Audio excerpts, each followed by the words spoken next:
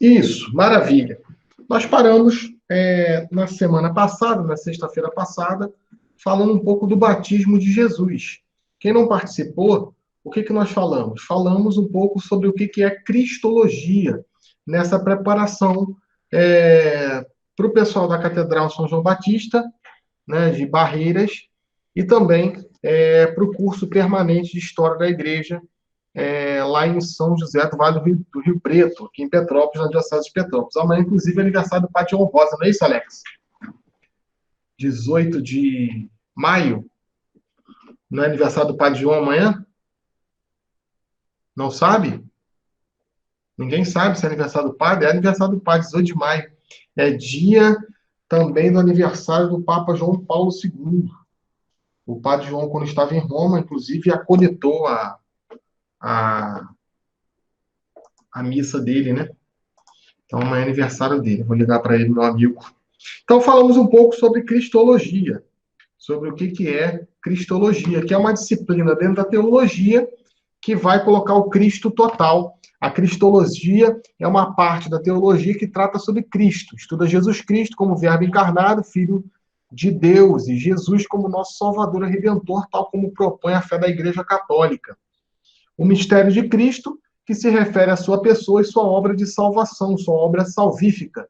Resume todos os artigos de fé, o que se refere à Trindade, pois ele é o Deus, o Filho do Pai, e revela-nos a Trindade, os que se referem aos desígnios e à obra de Deus, pois ele levou a cabo o plano da vontade da salvação de Deus Pai.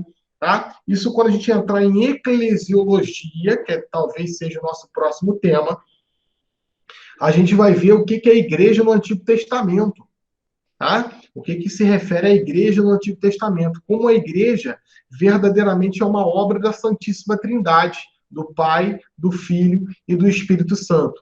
E aí eu fui um pouco fazendo um Jesus histórico, isso no iníciozinho da aula de semana passada, mostrando o Jesus histórico, mostrando como os antepassados de Jesus são um, dois, três, e o principal deles é Davi. Mostrei que Jesus ele não vai eliminar a antiga aliança, mas ele vai suplementar a antiga aliança, como fala Tomás de Aquino, né? Vem a fé por suplemento e sentidos completar. O Antigo Testamento deu ao Novo seu lugar. Isso não quer dizer que o Antigo Testamento foi abolido. Não, muito pelo contrário. O Antigo Testamento é válido, né? Vou saudar aqui o meu amigo Mauro, que é aluno lá da Universidade Católica de Petrópolis, que está participando aqui com a gente. Mauro, bem-vindo, viu? Esse grupo que você está participando agora, Mauro, é um grupo de História da Igreja, lá de São José do Vale do Rio Preto, e o pessoal que está fazendo, se preparando para ser ministro extraordinário da Sagrada Comunhão. Depois eu te explico um pouco melhor o que é, meu irmão. Ok, obrigado. Falou. Então, o Antigo Testamento, ele vai dar ao novo seu lugar. Só que não é abolido o Antigo Testamento, muito pelo contrário, é a fé da igreja. A fé da igreja também está no Antigo Testamento. Mas Jesus vem trazer uma nova aliança, uma nova e eterna aliança.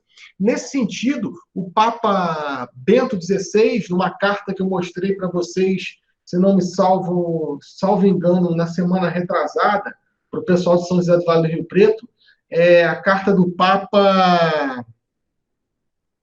Peraí que deu um branco. Deixa eu pegar aqui. Verbum Domini, lembrei.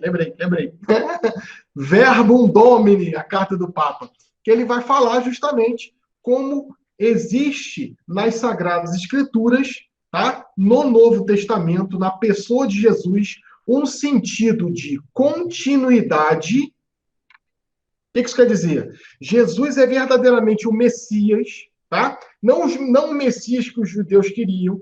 Jesus não é um Messias guerreiro, não é um ayatolá, não é um Davi, tá? Jesus é um libertador antropológico. Então, nesse sentido, vai ter um sentido de continuidade, sim. Vai ter uma continuidade na pessoa de Jesus, tá? Mas também ruptura. Então, existe uma continuidade da história da salvação em Jesus, mas também uma ruptura. Por quê? Porque Jesus fala que ele é o Cordeiro. Então, como que faz agora a expiação dos pecados? Não é mais com sangue de bodes, entende? É com sangue do próprio Filho de Deus. Essa é a nova e eterna aliança no sangue do próprio Deus feito homem. Então, nesse sentido, tem uma continuidade teológica, mas também uma ruptura. Continuidade porque Jesus é o Messias e ruptura porque Jesus Cristo funda verdadeiramente uma outra religião. A religião que está calçada no seu corpo e no seu sangue. Corpo, sangue, alma e divindade. A gente tem isso no Sermão do Pão da Vida, João 10, tá? Quando Jesus vai falar, né, verdadeiramente, João 6, na verdade, João 10 é o bom pastor, ou ao contrário. Ajuda aí, Mauro. Pega a Bíblia para mim, por favor, ali. Deixa eu pegar minha Bíblia de zíper aqui. E a gente já... Mauro, tu tem uma Bíblia de zíper, irmão? Aí, ó.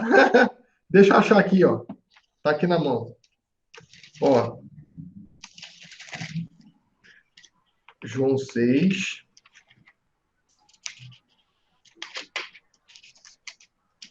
Peraí.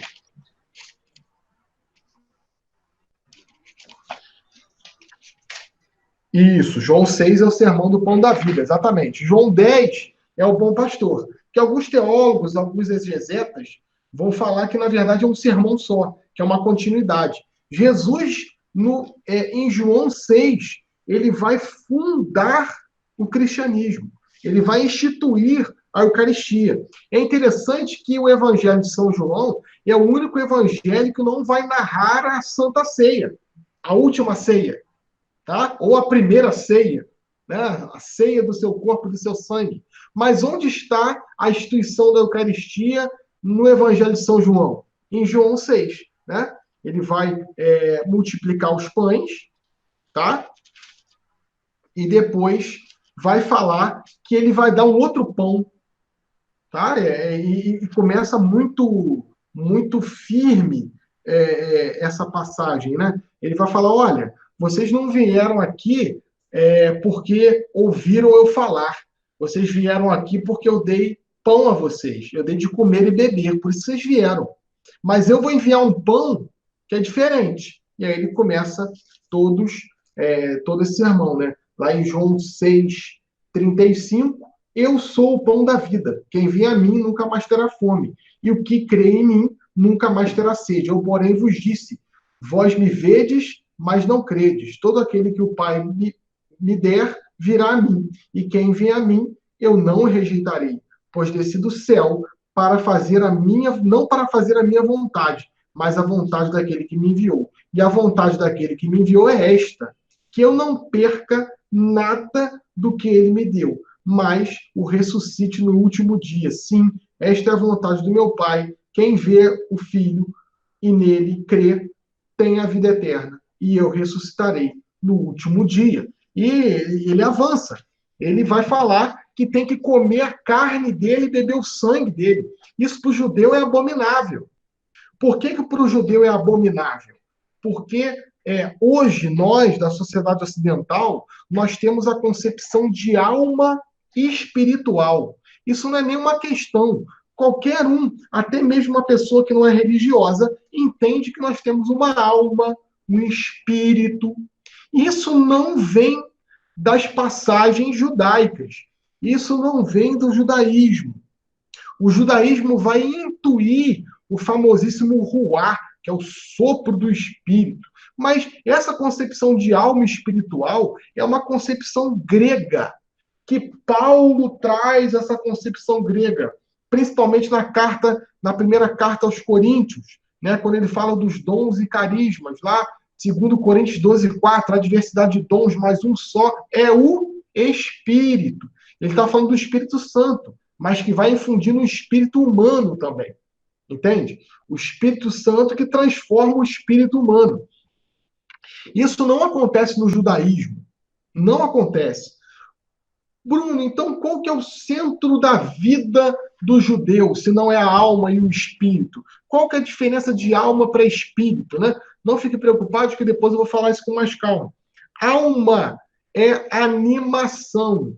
Espírito é único e irrepetível, tá? Por exemplo, se você pega um tratado de Santo Agostinho, que está lá no livro que eu aqui consigo avistar, chamado De Anima, tá?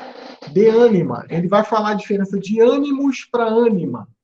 Ânima é animação, como um gato que é animado, tá? Mas nós temos ânima e ânimos, que é uma alma única, irrepetível e eterna. E esse é o espírito. Então, o que movia o judeu? O que dava alma, entre aspas, para o judeu? Era o sangue judeu. Pode ter 300 mulheres dentro do templo. Só vai começar a reunião se tiver um homem, porque o homem é o portador do sangue judaico. É uma sociedade muito patriarcal, entende? Então, era proibido um judeu tocar em sangue. O judeu não podia botar a mão no sangue de jeito nenhum, só se ele tivesse uma prescrição levítica. Quem que era o levítico? Levítico era os sacerdotes, era a tribo de Levi. Se o levita responsável por aquele território desse uma prescrição, ele poderia botar a mão no sangue. E não era só sangue humano, era sangue animal. Por exemplo, você não pode chamar um judeu para ir na sua casa e comer uma picanha sangrando. Porque se ele coloca a mão no sangue, ele acredita que ele vai entrar na vida do boi. Olha que coisa interessante. Ah, peraí que tem alguém me pedindo acesso aqui. Ele acredita que ele vai entrar verdadeiramente.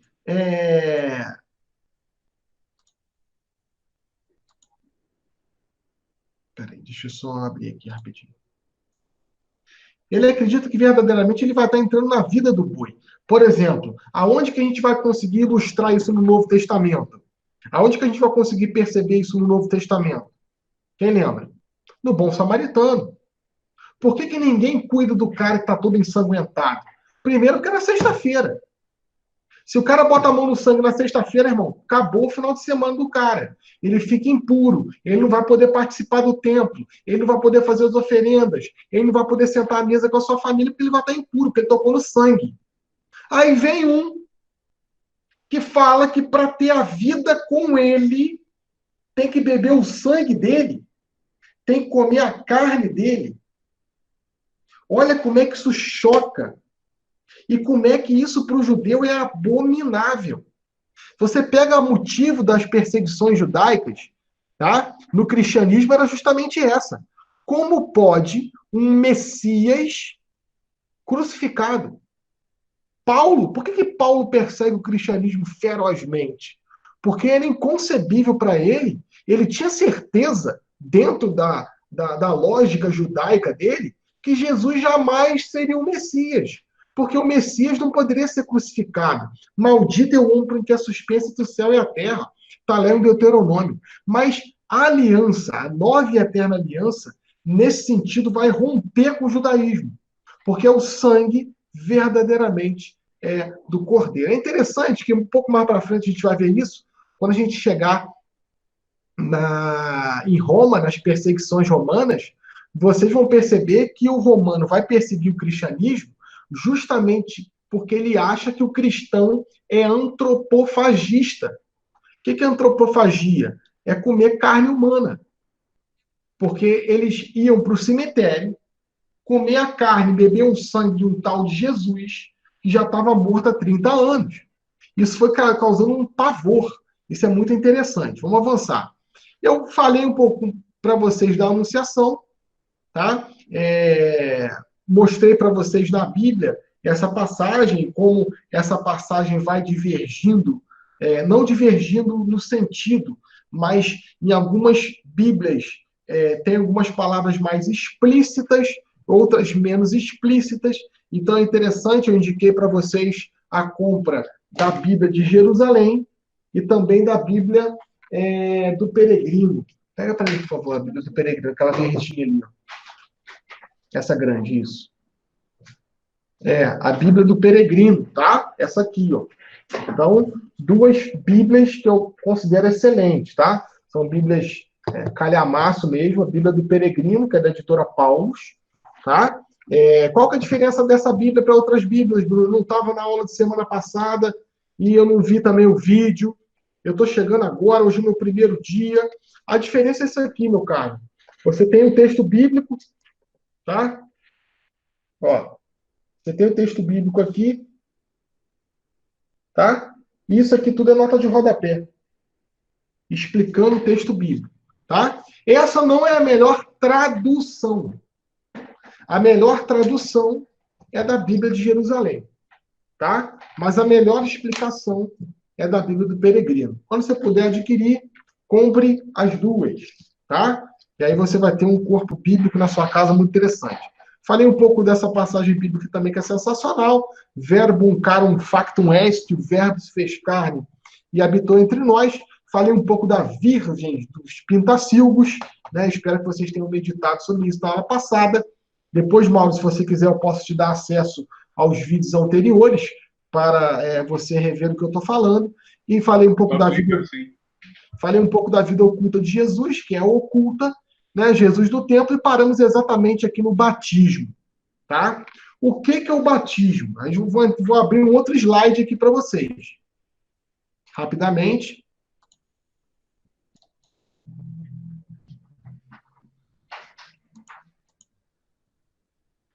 Essa é a pastoral do batismo aqui da Diocese de Petrópolis, que eu sou assessor, né?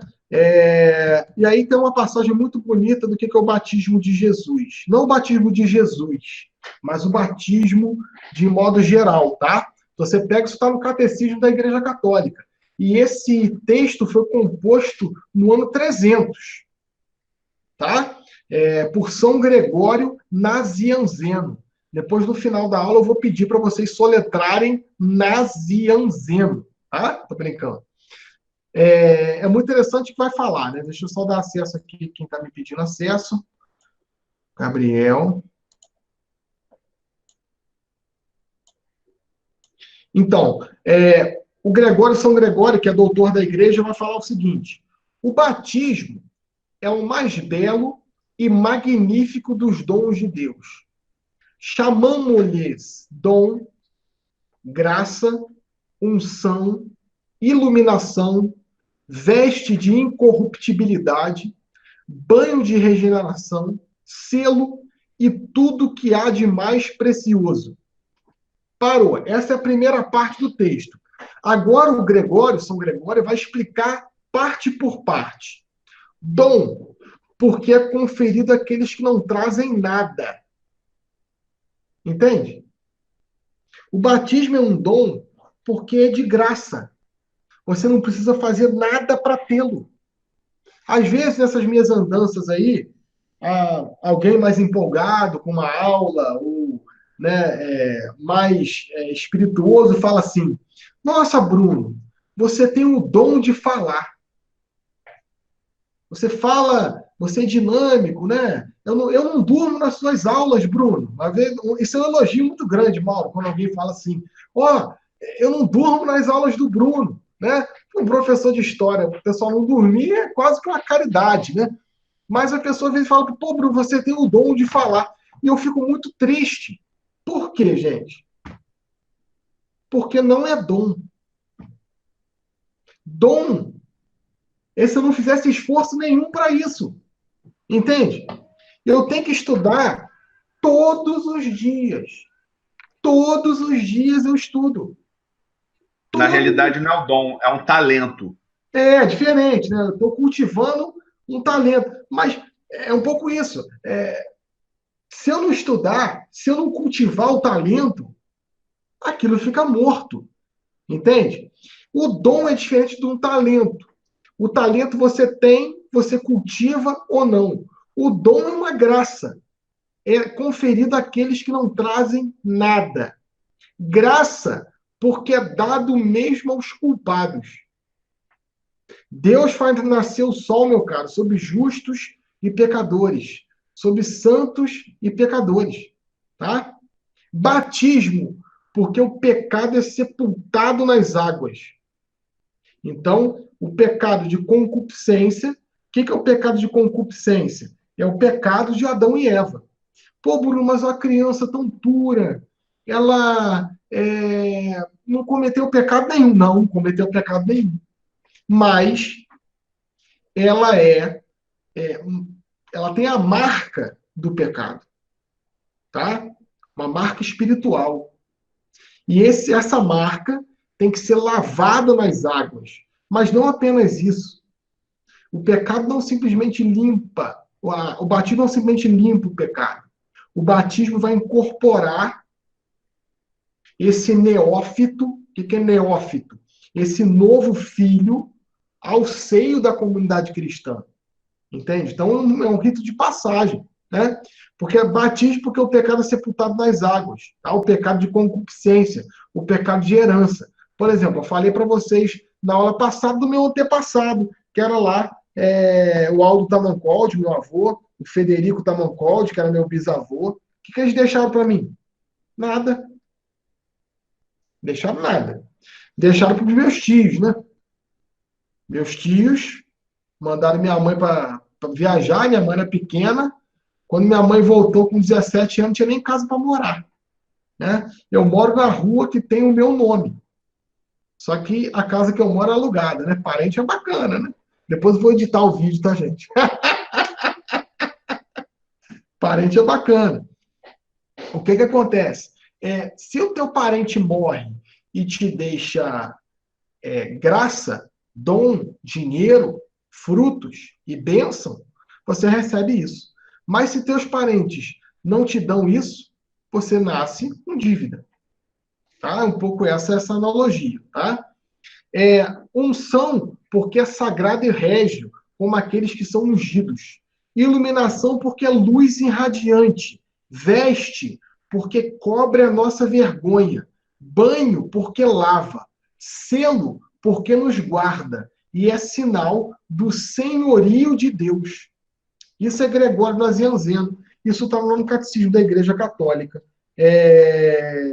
quando fala sobre o batismo. Então, essa é toda a teologia batismal. Tá? Esse slide depois, se você quiser dar uma olhada e conhecer um pouquinho, está lá no meu canal do YouTube. Né? Vou mostrar o que são batismos, o que são os batismos, quais batismos são válidos, quais são inválidos. Fala um pouco da iniciação à vida cristã. É bem interessante. Isso tem um vídeo lá no YouTube. Se você ainda não está inscrito no canal, se inscreve lá e clica no sininho para receber as notificações. Tá? Vamos avançar. É muito interessante esse quadro lá do Perugino, né? Lá na Capela Sistina, que vai mostrar, eu já mostrei um pouco para vocês, que tem vários momentos da vida de Jesus nesse quadro, né? Tem aqui o batismo, tem aqui o Sermão da Montanha, tem aqui a multiplicação dos pães. É um quadro sensacional, belíssimo, literalmente, tá?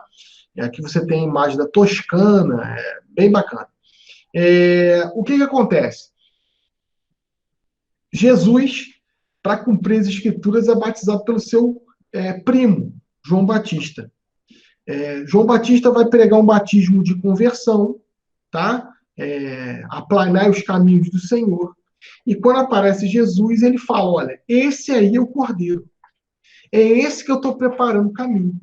Quando Jesus se aproxima de João, pede o batismo, João fala, não, peraí, eu não sou digno de desatar as suas sandálias. Não, mas que cumpra as escrituras. Jesus é batizado, né? E vem sobre ele uma voz, uma pomba, né? Depende da tradução, que fala, esse é meu filho muito amado, escutai-o. Vai começar nesse momento um ministério, tá? Sublinha essa palavra, não no seu computador, ministério de Jesus na Galileia. Tá? A gente, para entender o ministério de Jesus, tem que entender primeiro o que é ministério e depois aonde que é a Galileia. Tá? Nós já sabemos quem é Jesus. Sabemos seus antepassados, sabemos que ele veio, que ele é da raiz de Jessé, da raiz de Davi, do tronco de Jessé. Sabemos verdadeiramente quem ele é. Tá? Mas e o seu ministério? Como se configura o seu ministério? Tá? Vamos lá, vamos avançar. Isso. Ministério verdadeiramente é um serviço, tá? É um serviço na igreja. Claro que muitas vezes essa palavra é um pouco confusa, ok? Isso aí você pode perguntar para o seu padre, que ele não vai discordar de mim. Como nós estamos aqui com um grupo que é um grupo seleto, eu posso falar isso claramente que não vai causar confusão, tá? Ministério é sempre uma instituição ordinária. Então, por exemplo, eu ficava muito, não chateado, mas achava engraçado quando o grupo de canto na igreja era chamado de Ministério de Música. Não é Ministério de Música, porque eles não receberam uma ordenação para serem ministros de música. Nem existe isso, tá? Então, é serviço. O ministério de Jesus foi dado pelo próprio Deus, tá? Deus envia o seu filho e Jesus é Deus verdadeiramente. E aí ele começa o ministério na Galileia. Gente, por que Jesus começa o ministério na Galileia e não em Jerusalém? Porque a Galileia era o pior lugar. Se Jesus voltasse hoje, ou se nós estivéssemos naquela época, aonde Jesus ia começar a sua pregação? Aqui no Alto da Serra, que é o pior lugar de Petrópolis. Entende? Ele ia começar no pior lugar. Jesus começou a sua pregação verdadeiramente no subúrbio. Tu tá rindo, né, Alex? Tá achando engraçado, né, Alex? É isso aí, cara. Jesus começaria o seu ministério aqui no Alto da Serra. Ele ia ter que arrumar um lago para pregar perto, né? Seria, de repente, o Rio Piabanha, né? Mas Jesus vai para a Galileia, tá? Quem são os galileus? Nós temos judeus, galileus e samaritanos. Galileus do norte, galileus do norte, judeus do sul, tá? E samaritanos no meio, tá? Os judeus eram mais ou menos bens de vida, tá? Os galileus eram pobres e os samaritanos eram miseráveis, tá? Essa basicamente era a divisão. Por isso, gente, que Jesus também vai pregar na Samaria. Jesus, quando fala para a samaritana, ele não está falando só para a samaritana. Ele está falando para a Samaria. A gente vai chegar lá daqui a pouco, né, no sermão de Jesus com a samaritana. Jesus vai eleger os 12 apóstolos. Né? Pega o meu livro ali, por favor. O meu, azulzinho, esse. Né? O principal texto do meu livro é justamente, fazendo um merchan aqui, Mauro. O principal texto do meu livro é Jesus e a Samaritana, tá? Que é exatamente no segundo capítulo. Gente, e aqui está uma das maiores provas que Jesus, além de querer fundar uma igreja, fundou, e é a maior prova que a igreja não é um projeto humano. Entende? A maior prova que a igreja é um projeto humano são as pessoas que não é um projeto humano, são as pessoas que foram escolhidas por Jesus. Meu Deus do céu! Olha isso. tá? Vamos imaginar. O homem foi criado belamente num jardim e esse homem pecou. Esse homem caiu. E comerás o pão com o suor do teu rosto, né? Como o pão passa no rosto e come, né? Hoje, mais tarde, às 7h30, por isso que a nossa aula não pôde ser um pouco mais cedo, porque 7h30 eu vou falar um pouco disso. Eu vou mandar o link para vocês da TV, tá? Vocês podem assistir também ao vivo. É aberto ao público. Eu vou falar como que o planeta que a gente vive é um planeta extremamente hostil, tá? O planeta foi feito para matar a gente. E por que a gente ainda sobrevive? Porque a gente criou várias tecnologias. Você pega a primeira tecnologia que o homem fez, inventou, entre aspas, o fogo. O fogo permitiu com que o homem sobrevivesse à era do gelo. Olha que coisa sensacional. Tá? E depois vem todos os processos de invenções que o homem teve. Se a gente for analisando historicamente o percorrer do homem nessa história, no Paleolítico o homem administra o fogo. Depois o homem, através do fogo, vai beneficiando as ligas metálicas. Então, antes, como é que ele matava um bisão? Ele matava um bisão a pedrada. Imagina o trabalho que dava para matar um bisão a pedrada. Não, agora ele tem um instrumento pontiagudo de cobre. Pô, ele vai matar o bicho em 30 segundos, entende? Além do fogo que vai beneficiar esse bisão. Além do fogo que vai ferver a água. Além do fogo que vai dar cozimento às verduras, aos legumes, aos frutos do mar. E isso vai dar um ganho quântico deles gigantesco. Entende? Então, o homem é um sobrevivente nessa terra. Só que a gente tem que resgatar o homem. Deus fala, temos que resgatar o homem. Deus vai, elege um povo. Escolhe um povo em Noé. Depois elege Abraão, Isaac, Jacó. As 12 tribos de Jacó. Os 12 filhos de Israel. As tribos. Depois ele constitui Moisés, Josué. Tá? Josué vence Jericó, a grande batalha épica. Tá? Depois o povo percebe que é necessário reis. Tá? Começa a administração ainda tribal, com Gedeão, com Sansão, mas depois o povo pede um rei. Aí vem Saul, vem Davi, vem Salomão, vem Jeroboão. Depois o povo cai em pecado, é levado para o cativeiro, vem os profetas, Isaías, Jeremias, Ezequiel, Oséias, Daniel. E aí chega na plenitude dos tempos, como fala lá o livro dos Hebreus 1, que é a leitura do dia do Natal. Deus falou outrora aos nossos pais pelos profetas, hoje fala por meio de seu Filho único.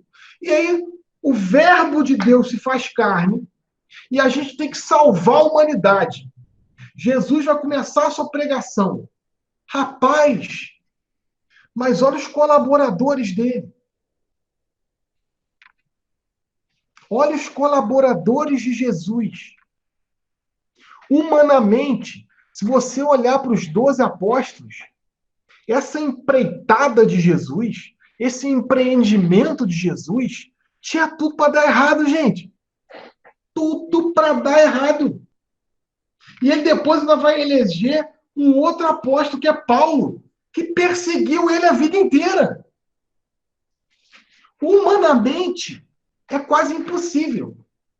E isso é a maior prova que a igreja é divina. Se você pegar lá Isaías, ele vai falar, olha, os meus caminhos não são como os vossos caminhos. Os meus preceitos não são como os vossos preceitos, diz o Senhor. Então, se você olhar humanamente para os apóstolos, para as pessoas que Jesus escolheu, meu irmão, tinha tudo para fracassar. Imagina, você tem uma empresa, né? Tem uma empresa, aí teu filho é muito bagunceiro, teu filho toca o terror. E aí o que você faz? Ah, vou botar meu filho para trabalhar na minha empresa. Vai falir a empresa. Você tem que escolher colaborador que possa pensar fora da casinha. Nesse momento, esses caras não. Esses caras são confusos, obtusos e covardes, muitas vezes.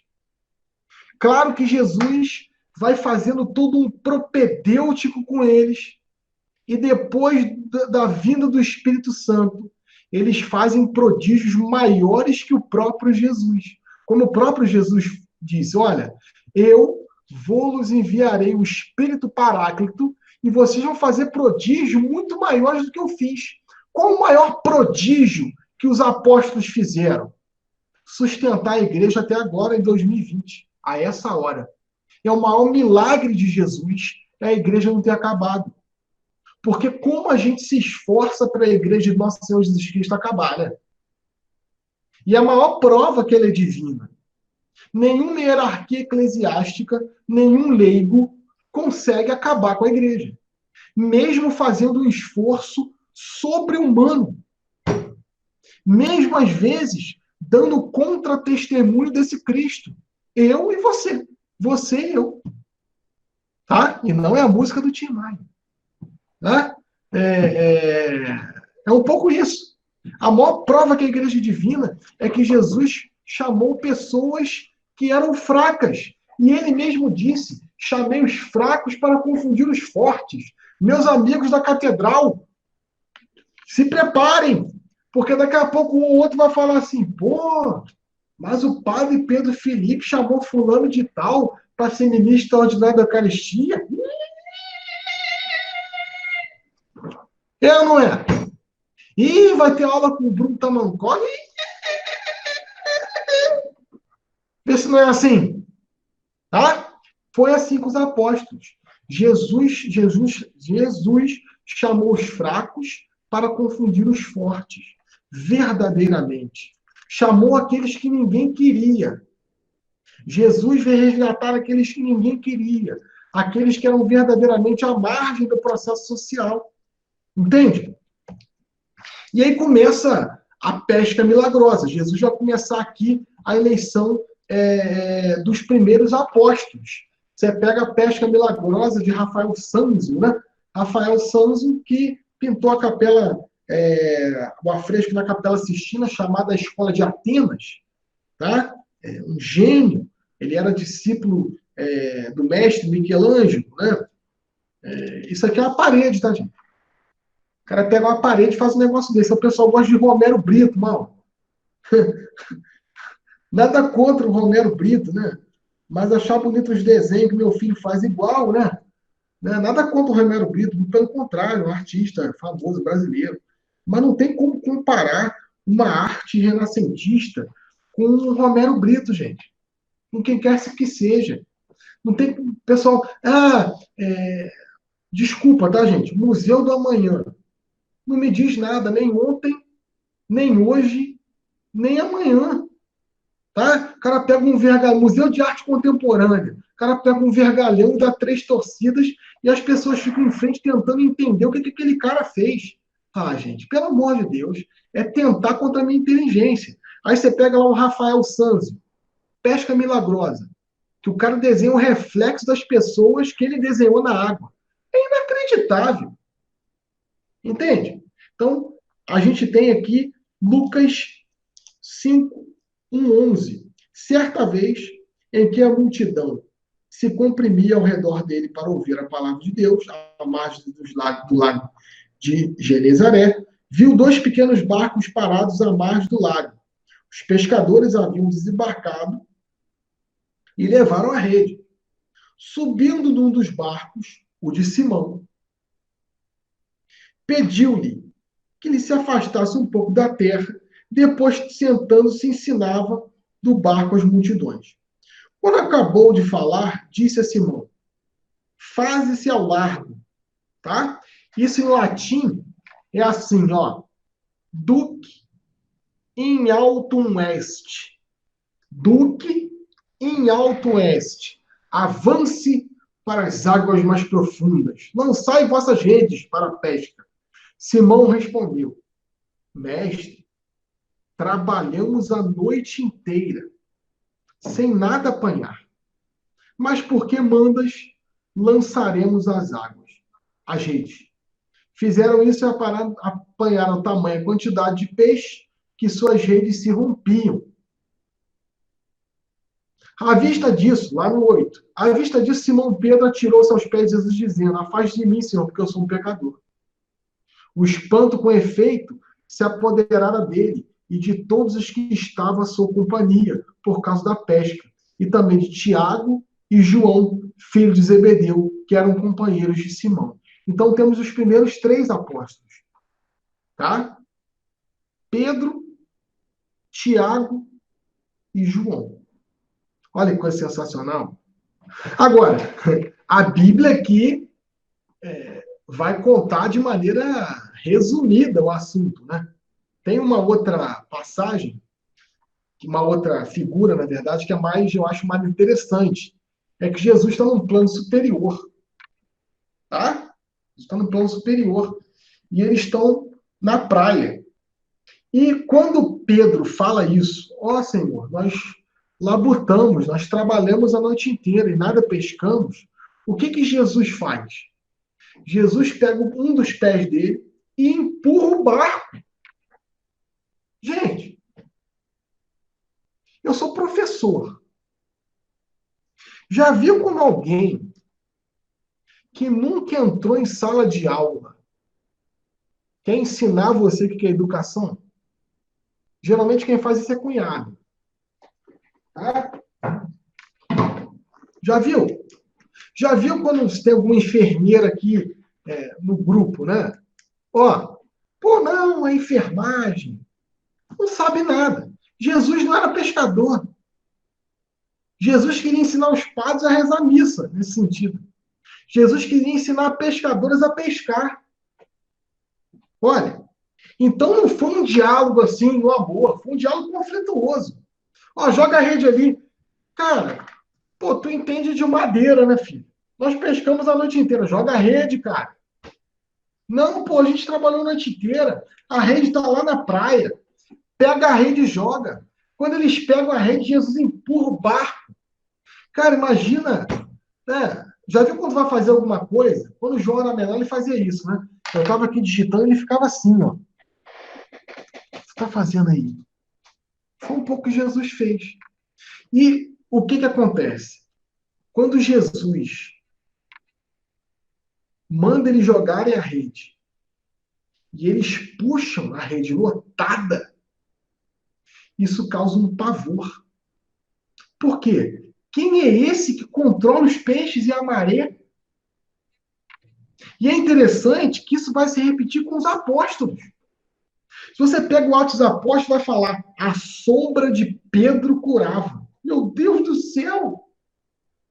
Se você pega quando Paulo vai começar a sua missão junto com Timóteo, e eles estão lá pregando lá pro procônsul Sérgio Paulo, e aí tem lá o Elimas, né, que é um mágico, e o Paulo tá pregando, e o mágico está tentando fazer um monte de coisa para distrair a multidão.